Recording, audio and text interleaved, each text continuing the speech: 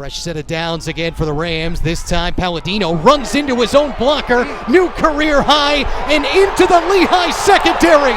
D'Angelo Palladino will go 70 yards.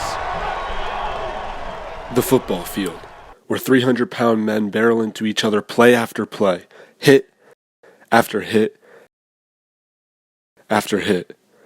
This can take a toll on the human body, and injuries are bound to happen. One way to cope with the injuries? Painkillers. If used properly, they can alleviate pain and provide relief. If abused, they can turn lives upside down to the severity of its addiction. According to the U.S. Department of Health and Human Services, 116 people die in the U.S. every day from opioid overdoses. I got a chance to sit down with a few players from the Fordham Rams football team to get their perspective on the issue. Senior running back for the Rams, Jared Brevard, talked about painkillers and how to get them. I'm not going to say they're easy to get, but people get injured, and once they get injured, they're pretty prescribed. Once a prescription runs out, it is still accessible to the athlete if he claims to still be injured. Brevard, who used painkillers himself, thinks there are safer alternatives.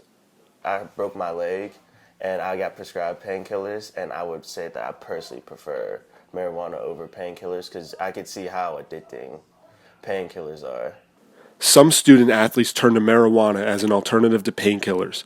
Students say it doesn't have side effects that are as serious as opioids. Manny Adeyeye, a graduate student at Fordham and defensive end on the team, says football is hard on a player's body. After a game, you need a lot of different drugs just to get by, just to make it through the night. And sometimes the best thing it is for you is weed. I feel like weed probably sometimes is better than taking the Oxy or taking the Percocet or a hydrocodone. With pain medication floating around college football, players are in danger of addiction. Other alternatives must be brought to the forefront. Marijuana could be the deciding factor in this epidemic. From Fordham University in the Bronx, I'm Dominic Capone.